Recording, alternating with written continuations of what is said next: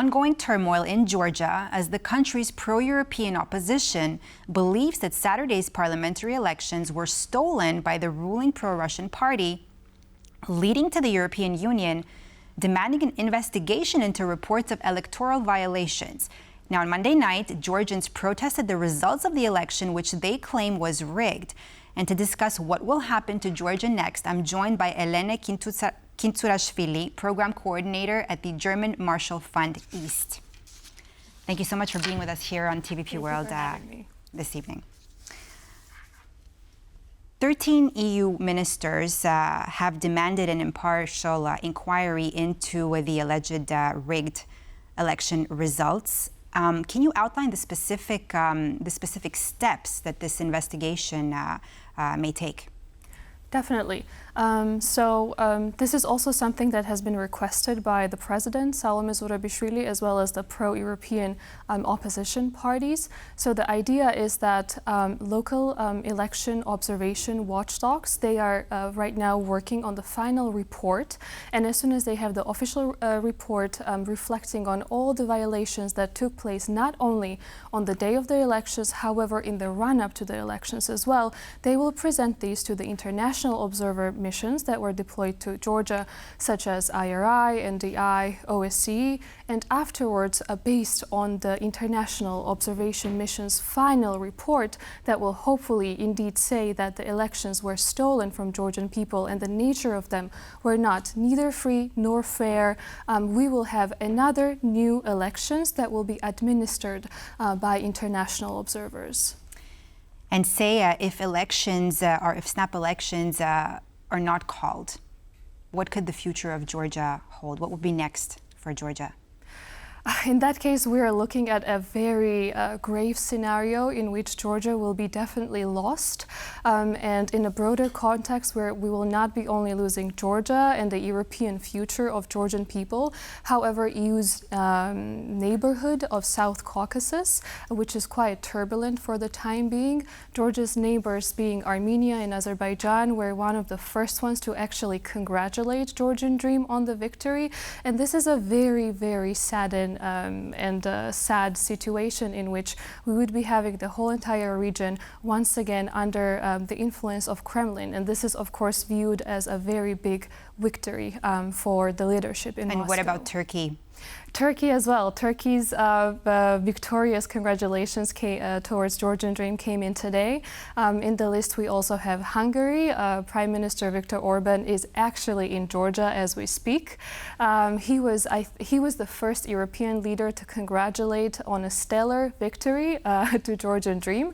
And then Georgian Dream was such in a rush to get legitimation from Europe that actually the Prime Minister of Georgia was the one to extend invitation to Hungary's Prime Minister Orban to visit Georgia for 2 days and basically, congratulate and legitimize the government that stole elections from the Georgian people. Let's focus on these elections for a moment, particularly with the protests. Do you think that these demonstrators would be able to significantly shift the current situation? So I think the way it should work moving forward is that the ball in the court of Georgians, but the ball is in the court of our international partners as well. Locally, what Georgians can do is that definitely take to the streets to protest, to showcase to the international community that there is a will and there is a strong desire for a transition of the power, that the elections were in fact stolen from them. And then on the side of the international partners of Georgia, what we need to see is a very clear messaging, a very strong one. We don't need any more vague statements made that the elections might not have been free and fair. We need a strong statement saying that indeed our international partners are seeing all the violations and manipulation that took place in the run-up to the elections as well as on the day of the elections. And they do stand in the fight for freedom and European future with the Georgian community. To be honest, only this will not be enough neither. So other set of actions that the international community can take in order to help Georgian people is to immediately impose sanctions, financial sanctions, as well as travel bans, and to freeze assets of Georgian Dream members as well as other enablers. This is something, that could happen if snap elections don't take place. Again, I assume this is what would happen. Given the rising protests, how is Georgian Dream likely to respond domestically to this situation unfolding? Unfortunately, there is a fear that there will be an extent of violence to crack down the peaceful protests by the side of the Georgian Dream. This is nothing new. We have already seen it. We witnessed it earlier this year when there were widespread protests in Tbilisi for a number of days after Georgian Dream initiated a bouquet of Russian-style laws. People were beaten up, people were threatened. There is a fear-based narrative that Georgian Dream is spreading over and over again. So definitely there is a fear that the protests are not going to be as peaceful as they are now. Could we see a shift in their approach to political opposition and civil liberties in Georgia? From the side of the Georgian Dream, definitely. Just today, a couple of hours ago, the Central Election Commission that is controlled by Georgian Dream, for example, urged the Georgian Prosecutor Office to start an investigation against the president, the opposition, as well as other interested parties who have been speaking up, saying that the elections were rigged. The Central Election Commission, as well as the Georgian Dream, believe that there is no justification to these statements and that elections were absolutely free and fair. And just very briefly, because we're almost out of time, what are the potential impacts of Georgian Dream's continued power on Georgia's NATO and European Union aspirations? Well, basically, we can say goodbye to Georgia's European and NATO aspirations.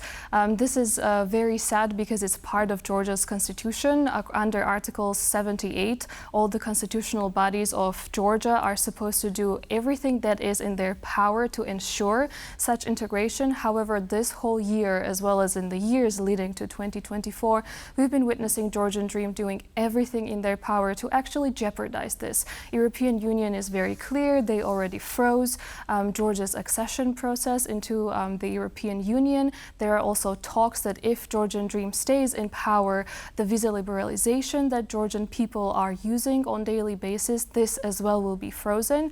From the side of the US and other European capitals, they are also freezing financial cooperation and assistance to Georgia. So it will be a very grave picture in which probably Georgia will resemble something like Belarus under Lukashenko's authoritarian rule. And the situation is really rapidly evolving, and only to see what will take place in the days and weeks to come.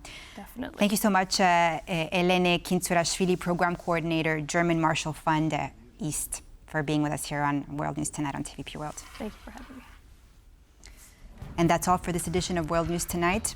Thanks for watching. I'm Diana Skaya. Have a good night.